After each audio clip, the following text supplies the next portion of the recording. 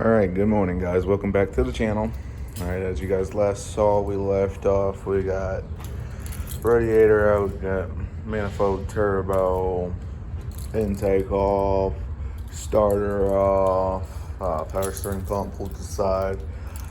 Basically, what I'm at right now is to the point where I just got to drop transmission out, one more motor mount, pull the engine out, and we should be done with this. Right now I gotta head over to my mother's house and go pick up my engine hoist as it's still over in her garage. So I'll meet you guys there. Okay guys, so I've made it here to my mom's garage. This garage I used to work out before I just bought my house. So I've got my engine hoist here. As you come up, I've still got a nice beautiful car here in the garage, and yes, it is another Eclipse. This is also a 99. This one is the GSX, so it's all-wheel drive turbo. Sucks that it is just an automatic, but I do have plans on swapping it to manual. This one's probably the worst one that I have as far as rust-wise goes. This is about as much rust as it has under the strut towers, which these things are really common for having rust on the strut towers. So this one's got some right here, but I'll go ahead and take care of that. It's got the 4G63 in it, flex fuel. It's got 1000cc injectors. I do have an aftermarket Turbonetics turbo for it. I just got installed. It's just sitting down there. The stock one's still in there. Yeah, the interior is really nice on this thing, but it's pretty dark in here, so I probably can't show you the interior. Sorry about the mess. It's kind of a really small garage, but yep, she's got the nice little wing too, all white. Probably the cleanest body that I have, but the strut tires have rust. On my other two, those don't have rust.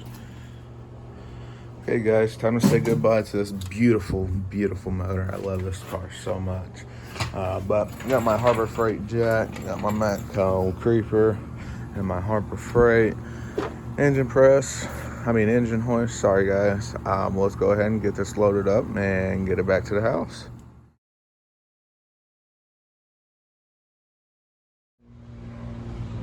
All right guys, so I'm back here at the garage. Let's go ahead and get all the stuff unloaded from the Pilot. Let's go ahead and clean up all this mess right here. I'll put that turbo over there in storage, get this container dumped, get this kitty litter cleaned up, get all that cleaned up back there. I'm gonna go ahead, I'm gonna jack up the car, I'm gonna get both the front wheels off so I can go ahead and pull those axles out. Basically all I got left is I need to pull the slave cylinder out. I need to pull both the axles out. I'm gonna drop the transmission separate from the engine just because it's tight trying to pull it up with the transmission and engine together. So I just rather drop the transmission out the bottom, pull the engine out top, and we'll be set. So yeah, let's go ahead and let's get right into it and go ahead and clean up this garage. Okay guys, so I got the floor cleaner on it. I didn't get on it right because I still got some stuff on it. I moved my Dakota out of the garage so we have a little bit more space to work with. So right now what I'm gonna do is I'm gonna go ahead and push this out of the garage so I can clean up all this underneath it, get it all nice and dry. I don't want to be in that mess. So I'll get back to you when I get this car pulled out, guys. Okay guys, we got the car pushed out into the sunlight. You can see a little bit better view of that engine, see what we got going on here. Don't mind that car just tying the exhaust up. Everything's really grimy, but I'll clean all of that up and make it look like brand new. So one thing I noticed with this car is I'm probably gonna have to get a new engine harness because, I mean, as you can tell, it's just spliced into, stuff is just cut up. It's all greasy, all nasty. So I'll go ahead and give you guys a walk around on this body since I've got it pushed out. It used to be purple, somebody started sanding it. Obviously it had some rust down here in this quarter right here, which is not too bad. But I don't plan on keeping this body or the shell unless I do something that I'm not gonna discuss right now. But this is it. Gas cup's not broken, just open. Got some wheels on it. I don't know what they are, probably stock. Yeah, nothing too fancy, nothing too special. Here's a little more of the interior, tan interior. I hate tan interior. I didn't have no radio, nothing up there. I do need that heating control element for my Eclipse, so that's good. But that's pretty much for this. I got the whole oil mess cleaned up right here. Was all right here. Don't mind those burnout marks. That's from my truck over there. So yeah, let's go ahead and get this pushed back into the garage. Let's get the front end jacked up. Let's get the wheels off. Let's pull those axles out, get that slave cylinder out, and let's go ahead and start getting this out of here.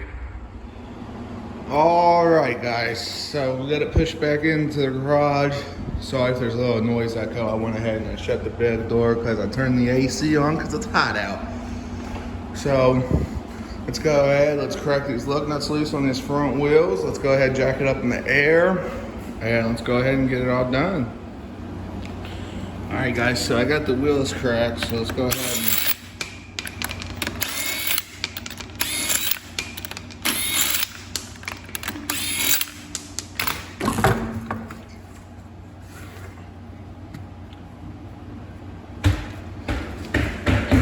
go over to the other side.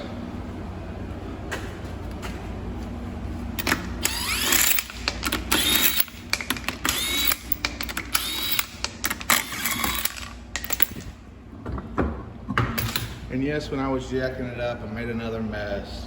Guys, always remember to use drain pans, because start pissing antifreeze out of there. You know, if you ever pulled a motor before, you know, fluids are never dry, no matter what you do. So guaranteed when I go to pull this engine, I'm gonna make another mess. So I'm not even gonna worry about this one right now. It's not that bad, it's just coolant. So another tip, always put your lug nuts back onto your studs so you never lose them. Can't tell you how many times I've lost lug nuts, but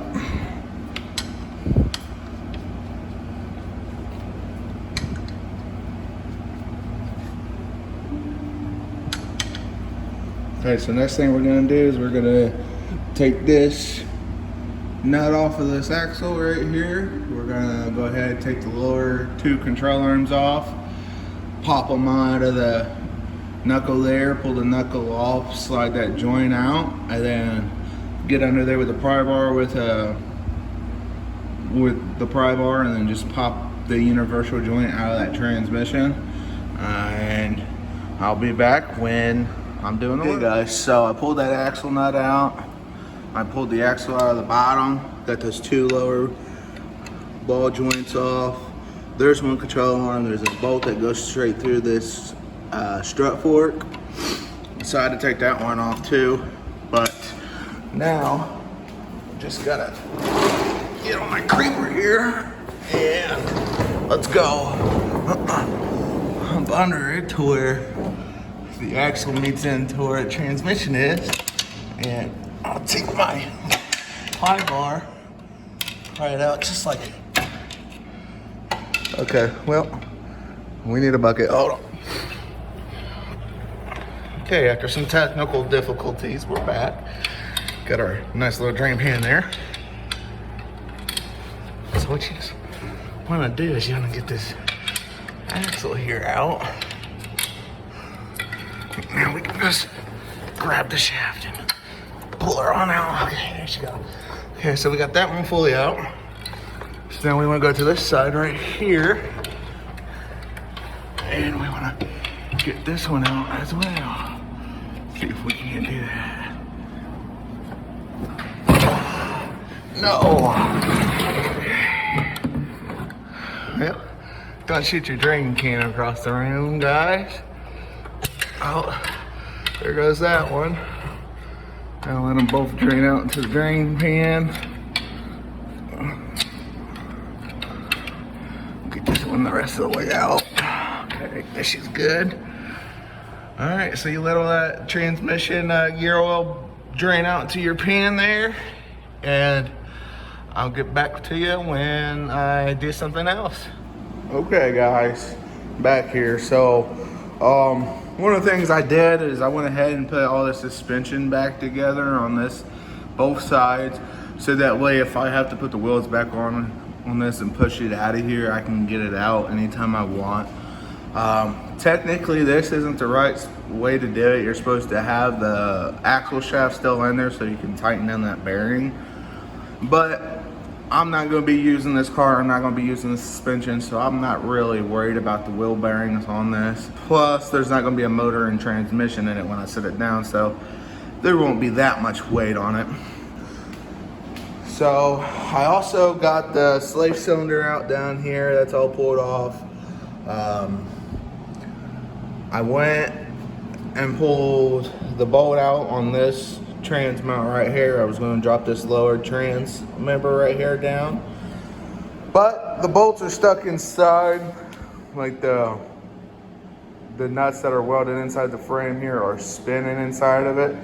So I'll either have to cut the bolts off or whatnot to get that bar out. So what I'm gonna try to do is I'm just gonna try to hook the motor hoist up to this and go ahead and try to turn this motor just a little bit and go ahead and pluck it out of here. But as you can tell, I mean, it's gonna be close. That one's just a little bit under that frame rail, and this one's almost touching this frame. So hopefully I can just cockeye it enough, pull this side up, and just pull the whole motor out. So that's what I'm gonna work on now. Sorry I'm not filming too much work. It's just me, myself. Filming on my iPhone, so I hope you guys are enjoying this. Okay guys, it's a little update for you. Getting the motor out, it's coming out through the top just fine, no problems. I'm just sitting here letting it drain all this transaxle fluid out. So I actually gotta go run to the store real quick, so I'll be right back. Okay guys, got the motor pulled out. I made a huge mess that I'm gonna have to clean up. I'm gonna have to sit the car back down on the ground and push it out again. Clean this all up once more, because I cannot stand all this filth. I'm sitting here tracking it all through the garage. But you know, 4G63 is pulled out. Got the 5-speed trans out too. Yeah, I got the transmission out. Next thing to do is I'm gonna go ahead and pull this transmission off and try to get this transmission and motor set onto the ground. But for now, that's it. Thanks for watching, guys, and stay tuned for the next part.